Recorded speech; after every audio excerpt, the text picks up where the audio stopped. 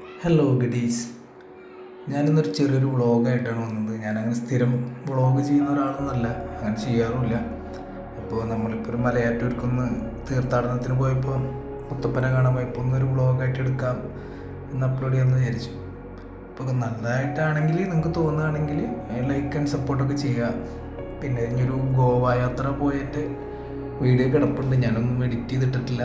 സത്യം പറഞ്ഞാൽ എനിക്ക് ഭയങ്കര മടിയാണ് ഈ വോയിസ് കൊടുക്കാൻ വേണ്ടിയിട്ട്.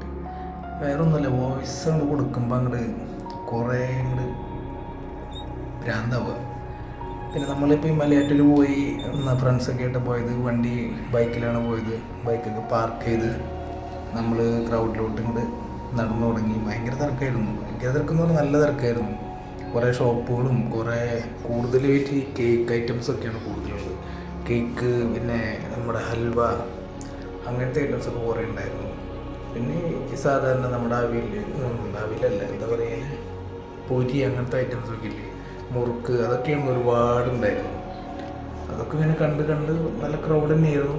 ക്രൗഡിൽ കൂടെ നടന്ന് അത്യാവശ്യം ഞാൻ മുമ്പ് പോയ പോലെ ഒന്നും അല്ലായിരുന്നു. അപ്പോൾ കുറേയൊക്കെ മാറ്റങ്ങളൊക്കെ വന്നിട്ടുണ്ട്. വണ്ടി പാർക്ക് ചെയ്യുന്ന സ്ഥലങ്ങളൊക്കെ മാറി. ഇപ്പോൾ ഒരുപാട് എന്താ പറയുക, കുറേ മാറ്റങ്ങളൊക്കെ വന്നിട്ടുണ്ട്.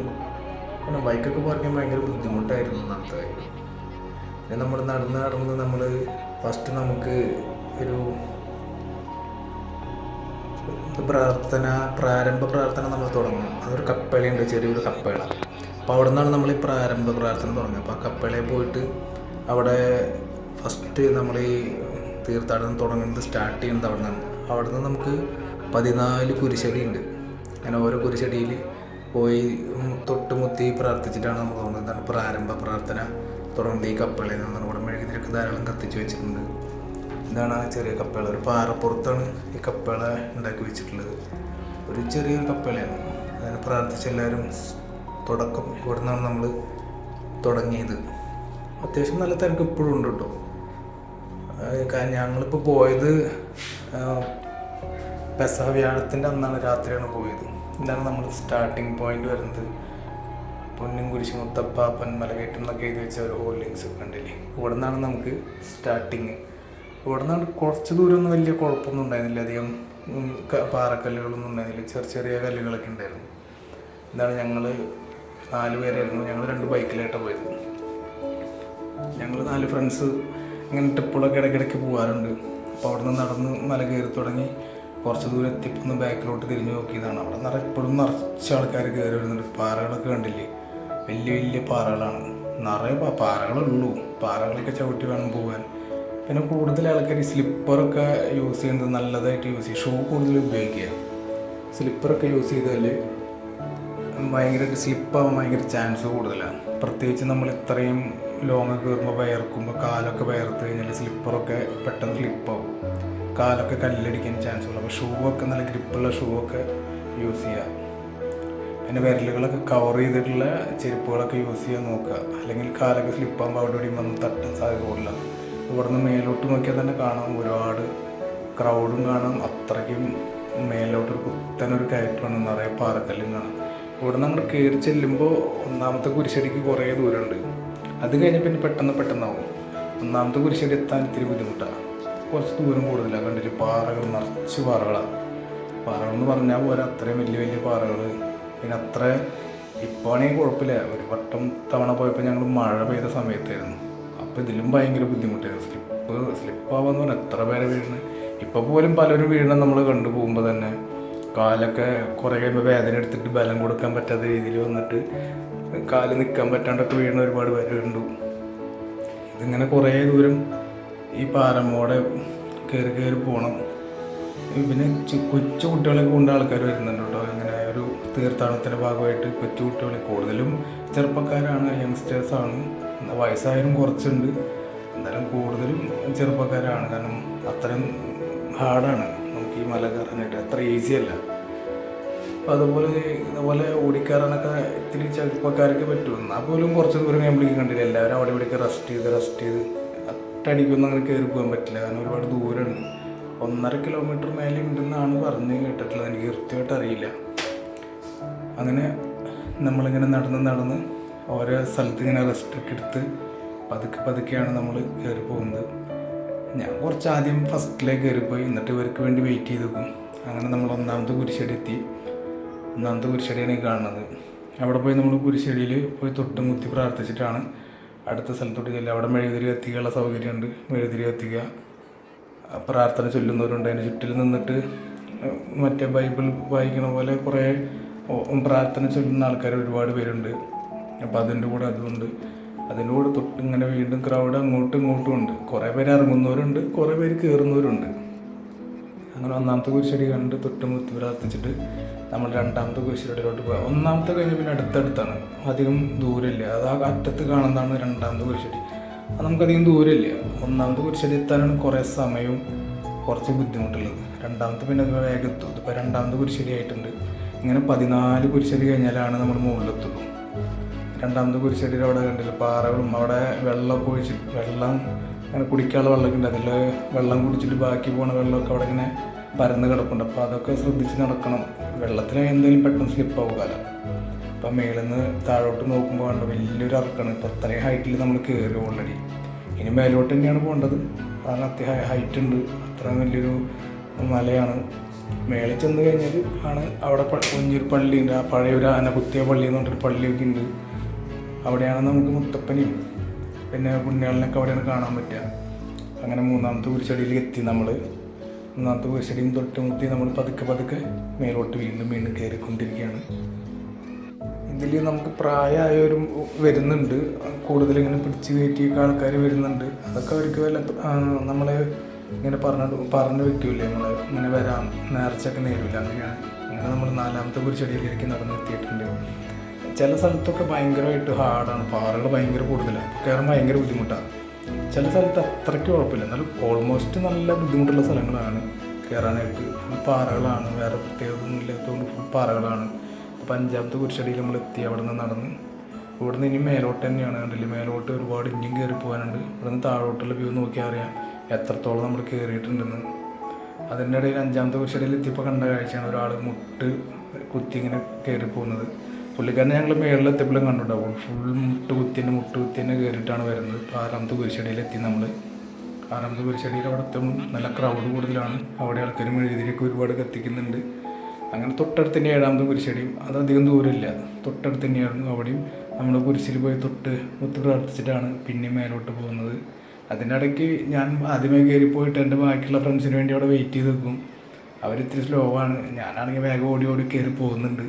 ഞാൻ മുമ്പ് പോയിട്ടുള്ളതുകൊണ്ട് എനിക്ക് അതറിയാം, അങ്ങനെയൊക്കെ കയറേണ്ട അതിൻ്റെ കാര്യങ്ങളൊക്കെ അറിയാം. നമ്മൾ അറിഞ്ഞിട്ട് കാര്യമൊന്നുമില്ല, നടന്ന് കയറാനുള്ള ഒരു ഇതുണ്ടാവണം, സ്റ്റാമിന ഉണ്ടാവണം. അവിടെ നിന്ന് വീണ്ടും താഴോട്ട് ഒരുപാട് ആൾക്കാർ കയറി പോയിരുന്നത്. പെട്ടും ഇപ്പോൾ 9ാമത്തെ കുരിശടിയായി. നമ്മൾ 8ാമത്തെ കുരിശടി കുറച്ച് മുമ്പ് കഴിഞ്ഞു പോയി. അതിലെടുത്തിട്ടുണ്ടായിരുന്നു, ഞാനത് പറയാൻ വിട്ടുപോയില്ല. അങ്ങനെ നമ്മൾ 9ാമത്തെ കുരിശടിയിലൂടെ എത്തുമ്പോൾ ഇത്തിരി ഫ്ലാറ്റുള്ള കുറച്ച് സ്ഥലങ്ങളുണ്ടായിരുന്നു. അപ്പോൾ അവിടെ കുറച്ച് നേരം നിന്നിട്ടാണ് വീണ്ടും 10ാമത്തെ കുരിശടിയിലേക്ക് നടന്ന് കയറിയത്. 10ാമത്തെ കുരിശടി എത്തുമ്പോൾ കണ്ട താഴത്തോട്ട് എന്തോരം താഴ്ചയെന്ന് നോക്കി, ഒരുപാട് താഴ്ചയിലാണ്. ഇപ്പോൾ 11ാമത്തെ കുരിശടിയിലെത്തി നമ്മൾ. അവിടുന്ന് ഞാൻ ഷോർട്ടായിട്ട് വീഡിയോ എടുത്തിട്ടുണ്ട്. കാരണം ഒന്നാമത് നടന്ന് കയറണം, പിന്നെ വീഡിയോ എടുക്കണം, പിന്നെ അവരെ കാത്ത് നിൽക്കണം. ചുറ്റിനും മൊബൈൽ പിടിച്ച് നടന്നു പോകാൻ പറ്റില്ല. കാരണം ഫുൾ പാറയായതുകൊണ്ട് ചിലപ്പോൾ കാലൊക്കെ തട്ടി വീഴും. നമ്മൾ ശ്രദ്ധിച്ച് നടക്കും വേണം. അങ്ങനെ 12ാമത്തെ കുരിശടിയിലെത്തി നമ്മൾ. 12 കഴിഞ്ഞാൽ പിന്നെ 13 ഇത്തിരി അകലെയായിരുന്നു. ഇത്തിരി മേലോട്ടാണ് 13ാമത്തെ കുരിശടി വരുന്നത്. അവിടെ നമ്മൾ തൊട്ടുമുത്തി പ്രാർത്ഥിച്ച് അതൊക്കെ നടന്ന് കയറിപ്പോയി. ഇപ്പോഴും ഈ 12ാമത്തെ കുരിശടിയിലാണെങ്കിൽ നമുക്ക് അവിടെ ചെറിയ സോഫ്റ്റ് ഡ്രിങ്ക് കുടിക്കാനുള്ളൊരു ഷോപ്പുണ്ട്. അവിടെ ഭയങ്കര തിരക്കാണ്. കാരണം ഏറ്റവും മുകളിൽ ആ ഒറ്റ ഷോപ്പ് അവിടെ മാത്രമേ ഉള്ളൂ. താഴെ അകലെ ഒരു പള്ളിയൊക്കെ നമുക്ക് കാണാം. ഇപ്പം തന്നെ നമ്മൾ അത്യാവശ്യം നല്ല ഉയരത്തിലായിട്ടുണ്ട്. ഇത്രയും നല്ല ഉയരത്തിൽ നിന്നാണ് നമ്മൾ കയറി വരുന്നത്. അങ്ങനെ നമ്മൾ ലാസ്റ്റ് നമ്മുടെ 13ാമത്തെ കുരിശടിയിൽ എത്തിയിട്ടുണ്ട്. ഈ കുരിശടിയിലവിടെയൊക്കെ ഒരുപാട് ആൾക്കാർ നിന്നിങ്ങനെ പ്രാർത്ഥിക്കുകയാണ്. കുഞ്ഞൊരു ബൈബിൾ പോലെ ബുക്കൊക്കെ വെച്ച് പ്രാർത്ഥിക്കണം. എന്താണെന്ന് എനിക്ക് പ്രാർത്ഥിക്കണം എനിക്ക് കൃത്യമായിട്ട് അറിയില്ല. എന്നാലും ഒരുപാട് പേര് പ്രാർത്ഥിക്കണം. എനിക്ക് തോന്നുന്നു ഓരോ കുരിശടിക്ക് ഓരോ പ്രത്യേകത ഉണ്ടാവും തോന്നുന്നു. അതുകൊണ്ടാണ് അവിടെ വന്ന് ഇങ്ങനെ ഓരോ പ്രാർത്ഥനകൾ ചെല്ലുന്നത്. അവസാനം നമ്മൾ 14ാമത്തെ കുരിശടി എത്തി. അതിൻ്റെ മേളിലാണ് നമുക്ക് ഇനി കയറി പോകേണ്ടത്. അവിടെ ഇത്തിരി നല്ല ടാസ്ക്കുള്ള ഏരിയയാണ് കയറി പോകാനൊക്കെ. കുറേ കല്ലും മരത്തിൻ്റെ വേരുകളും ഒരുപാടുണ്ട്. അവിടെ നിന്ന് അപ്പുറത്ത് ആ വഴി കൂടെ വരുന്നതാണ് നമ്മൾ ഇറങ്ങിപ്പോകുന്ന ആൾക്കാരാണ്. കയറി പള്ളിയൊക്കെ കണ്ട് പ്രാർത്ഥിച്ച് ഇറങ്ങിപ്പോകുന്ന ആൾക്കാരാണ് അറ്റത്തെ സൈഡിൽ കണ്ടത്. അങ്ങനെ നമ്മൾ അവിടെ കയറി നമ്മൾ നിന്നു. അപ്പോൾ ഞാനും എൻ്റെ വേറെ ഫ്രണ്ട് മാത്രമേ കയറിയുള്ളൂ. ബാക്കി രണ്ടാൾ ഭയങ്കര സ്ലോ ആയിരുന്നു. അപ്പോൾ അവർ കയറി വരാൻ വേണ്ടി ഞങ്ങൾ വെയിറ്റ് ചെയ്യുകയാണ്. അപ്പോൾ ഞങ്ങളിവിടെ നിന്ന് ചുറ്റിലും വീഡിയോ ഒക്കെ എടുത്ത് ഇവിടെയുള്ള കാഴ്ചകളൊക്കെ അങ്ങനെ പാർത്തി കൊടുക്കണം. അതിൻ്റെ ഇത്തിരി ഏറ്റവും മേലേക്ക് ഞങ്ങളിപ്പോൾ കയറി. ഇനിയിപ്പോൾ അവിടെ നിറച്ച് വലിയ വലിയ കുരിശൊക്കെ ഇങ്ങനെ ആൾക്കാർ ചുവന്ന് കൊണ്ടുവരുന്നത് അവിടെ കൊണ്ടുവച്ചിട്ടുണ്ട്. അത് താഴത്തുനിന്ന് തന്നെ വലിയ വലിയ മരക്കുരിശുകളൊക്കെ ചുവന്ന് കൊണ്ടുവരും. അതിൻ്റെ വരുമ്പോൾ വീഡിയോ ഞങ്ങളൊന്നും കണ്ടില്ല. ഞാൻ ഇറങ്ങി പോകുമ്പോൾ കണ്ടു. അപ്പോൾ ഇറങ്ങി പോകുന്ന സമയത്ത് അതിൻ്റെ വീഡിയോ ഞാൻ എടുത്തിട്ടുണ്ടായിരുന്നു. പിന്നെ അതാണ് നമുക്കൊരു മാർത്തോമ മണ്ഡപം ഉണ്ട് അവിടെ. നമ്മുടെ തോമസ് ലീഹയുടെ ഒക്കെ വലിയൊരു പ്രതിമ ഉണ്ട് അവിടെ. തോമസ് ലീഹ ഞാൻ തോന്നുന്നു. അപ്പോൾ അത് അല്ലെങ്കിൽ എന്നോട് പറഞ്ഞു തരിക, കമൻറ്റ് ചെയ്യുക. തോമസ് ലീഹയുടെ വലിയൊരു മണ്ഡപമുണ്ട്. നമ്മളവിടെ നിന്ന് നമ്മുടെ ഫ്രണ്ട്സിന് വേണ്ടി വരാൻ വേണ്ടി വെയിറ്റ് ചെയ്തുകൊണ്ടിരിക്കുകയാണ്. അവിടെ നിന്ന് ആൾക്കാർ പ്രാർത്ഥിക്കുന്നുണ്ട്. അവസാനം നമ്മളവർ വന്നപ്പോൾ മണ്ഡപത്തിൽ കയറി തോമസ് ലീഹയുടെ അവിടെ ചെന്ന് തൊട്ടുമുത്തി പ്രാർത്ഥിച്ചിട്ടൊക്കെ പോയത്. അതിൻ്റെ വീഡിയോ എനിക്ക് എടുക്കാൻ പറ്റിയില്ല, അത്രയും ക്രൗഡായിരുന്നു. അപ്പം നമ്മളതിൻ്റെ ഒരു സെൽഫിയൊക്കെ ഒന്ന് വീഡിയോ ഒന്ന് ഓണാക്കി ക്രൗഡൊക്കെ ഒന്ന് കാണിച്ച് നമ്മളവിടെ കയറി പോകുന്നുണ്ട്. ഞാൻ ഫോട്ടോസൊക്കെ എടുത്തിരുന്നു അവിടെ ചെന്നപ്പോൾ, പക്ഷേ വീഡിയോ എടുക്കാനായിട്ട് പറ്റിയില്ല. അതിന് അത്രയും ക്രൗഡ് ഉണ്ടായിരുന്നു. ഫോട്ടോസൊക്കെ ഞാൻ സൈഡിൽ നിന്ന് എടുത്തു. അപ്പോൾ അവിടെ തൊട്ടുമുത്തി അവിടെ പ്രസാദമൊക്കെ ഉണ്ടായിരുന്നു. ഇങ്ങനെ കുരുമുളക് അരി ഉഴുന്ന് പിന്നെ കുറച്ച് മുതിരയൊക്കെ വെച്ച് ഇങ്ങനെ പ്രസാദം പോലെ വരുന്നുണ്ട്. അതൊക്കെ കുറച്ച് വരുത്തുന്നു. അതൊക്കെ ആൾക്കാർ കവറിലാക്കി കൊണ്ടുപോകുക. അത് കഴിഞ്ഞ് നേരെ അതിൻ്റെ താഴെയാണ് നമുക്ക് ആന കുത്തിയ പള്ളി എന്ന് പറയുന്നത്. പണ്ട് ആന കുത്തി മറിച്ചിടാന്നൊക്കെ നോക്കിയാൽ കുറേ കൊമ്പിൻ്റെ പാടുകളും അതൊക്കെ ഉണ്ട് ആ പള്ളിയിൽ. അതിൻ്റെ ചില്ലിട്ട് വെച്ചുകൊണ്ട് ഫ്രെയിം ചെയ്ത് അവിടെ നിന്ന് അതിൻ്റെ സൈഡിലോട്ട് നല്ലൊരു വ്യൂ പോയിൻ്റാണ്. അത് ശരിക്കും രാവിലെ കാണാം. അതൊക്കെ വലിയ വ്യൂ പോയിൻ്റാണ്. നല്ല രസമാണ് കാണാൻ. രാവിലെ വന്നാണെങ്കിൽ നല്ല ക്ലിയർ വ്യൂ കിട്ടുമായിരുന്നു. രാത്രി ആയതുകൊണ്ട് അവിടെ ആൾക്കാർ റെസ്റ്റ് ചെയ്യുന്നുണ്ട്. അവിടെ കെട്ടിയിട്ടുണ്ട് വീടെടുക്കാൻ. ഇതാണ് അവിടുത്തെ ഒരു കിണറുണ്ട്. അതിൽ എപ്പോഴും വെള്ളം ഉണ്ടാവും. ഈ ഇത്ര വേനൽക്കാലത്തായിട്ട് എപ്പോഴും വെള്ളം ഉണ്ട്. അതിലിപ്പോൾ ആൾക്കാർ കുപ്പിയിൽ വെള്ളമൊക്കെ നിറച്ച് പോകുന്നുണ്ട്. ഞാനും ഒരു കുപ്പി പോയി എടുത്തായിരുന്നു വെള്ളം. അത് കഴിഞ്ഞ് അതിൻ്റെ അടുത്തൊരു പള്ളിയുണ്ട്. നമുക്ക് പ്രാർത്ഥിക്കാനൊക്കെ ആയിട്ട് നമ്മൾ മുട്ടുകുത്തി പ്രാർത്ഥിച്ചിട്ട് അതിൻ്റെ നേരെ ഓപ്പോസിറ്റ് സൈഡിലാണ് നമുക്ക് നമ്മുടെ പൊന്നും കുരിശ് വരുന്നത്. പൊന്നും കുരിശ് കാണാനായിട്ട് കൂടുതൽ ആൾക്കാർ അവിടെ വെയിറ്റ് ചെയ്ത് നിൽക്കണം.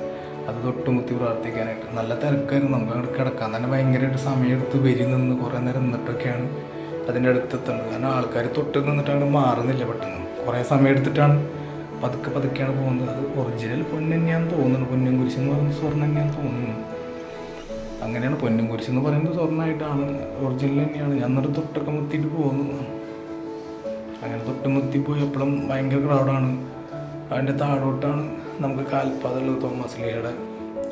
ആ താഴോട്ട് ഈ ഭാഗത്താണ് ഇത്തിരി തിരക്ക് ഭയങ്കര കൂടുതലാണ്. കാരണം ആൾക്കാർ പതുക്കെ ഇത്തിരി റെസ്റ്റൊക്കെ എടുത്ത് റിലാക്സ് ചെയ്തിട്ടാണ് പോകുന്നത് ഇവിടെ. അങ്ങനെ നമ്മൾ പൊന്നും കുരിശിൻ്റെ അവിടെ നിന്ന് താഴോട്ട് ഇറങ്ങി നമ്മൾ തോമസ് ലീഹയുടെ കാൽപ്പാദം കാണാനായിട്ട് പോയി. പാദമുദ്ര വലിയ ചില്ലൊക്കെ ഇട്ട് വെച്ചിട്ടുണ്ട്. വലിയ പാറയിൽ നല്ല വലിപ്പത്തിലാണ്. ഇത്ര വലിയ കാൽപ്പാദമാണ്. അതവരിങ്ങനെ മാർക്കൊക്കെ ചെയ്ത് വെച്ചിട്ടുണ്ട്. അത് നമുക്ക് അതിൻ്റെ കാലപ്പഴക്കം കൊണ്ടാന്ന് തോന്നുന്നു. അതിൻ്റെ ആ ഒരു ആകൃതിയൊക്കെ മാറിയിട്ടുണ്ട് ഒരുപാട്. അപ്പം ഞാൻ അടുത്തൊക്കെ വന്ന് സൂമൊക്കെ ചെയ്ത് നോക്കി, വീഡിയോ ഒക്കെ എടുത്ത് നോക്കി. എന്നിട്ടും ആ ഷേപ്പിലൊക്കെ നല്ല മാറ്റം വന്നിട്ടുണ്ടായിരുന്നു. അങ്ങനെ നമ്മൾ പിന്നെ അതിൻ്റെ പുറത്തോട്ട് ഇറങ്ങിയപ്പോൾ നമുക്ക് അവിടെ പുറത്ത് നല്ല വ്യൂ ആണ്. അറ്റത്ത് കാണുന്നതാണ് നമ്മുടെ എയർപോർട്ടാണ്. കൊച്ചിൻ ഇൻ്റർനാഷണൽ എയർപോർട്ടാണ്. അവിടെ ചെറിയ ലൈറ്റിനിങ് ഒക്കെ ഉണ്ട് അറ്റത്തൊക്കെ. അത് കഴിഞ്ഞ് നമ്മൾ പിന്നെ താഴോട്ട് പോയപ്പോഴാണ് വലിയ കുരിശുകളൊക്കെ നമുക്ക് ഇങ്ങനെ ചുവന്നുകൊണ്ടിരുന്നത്. ഇതുപോലെ ഒരുപാട് ഉണ്ടായിരുന്നത്. പക്ഷേ ഞങ്ങൾ കയറിയ സമയത്ത് ഒന്നും കണ്ടില്ല. ഇറങ്ങുന്ന സമയത്ത് ഒരുപാട് വരുന്നുണ്ടായിരുന്നു. കുറേ ഇതൊന്നും നമുക്ക് എടുക്കാൻ പറ്റിയില്ല. കാരണം വേറെ സൈഡിൽ കൂടെ ഒക്കെ കയറി വന്നുകൊണ്ട് നമ്മൾ ഈസിയസ്റ്റ് വേ നോക്കി ഇറങ്ങിയത് കൊണ്ട് നമുക്ക് കുറേ ഒന്നും എടുക്കാൻ പറ്റിയില്ല. പിന്നെ നമ്മളവിടെ നിന്ന് ഇറങ്ങി താഴോട്ട് ഇറങ്ങി. ഞാൻ മാത്രമേ താഴോട്ട് ആദ്യം എത്തിയുള്ളൂ. അവരൊക്കെ വളരെ സ്ലോ ആയിട്ട് വന്നത്. ഞാനവിടെ എത്തി താഴത്തൊക്കെ ഇങ്ങനെ വെയിറ്റ് ചെയ്ത് അവർക്ക് വേണ്ടി വെയിറ്റ് ചെയ്ത് നിന്നു. അങ്ങനെയാണ് നമ്മുടെ ഒരു കൊച്ചു വ്ളോഗ് ഇങ്ങനെ നമ്മൾ എടുത്ത് വെച്ചിരിക്കുന്നത്.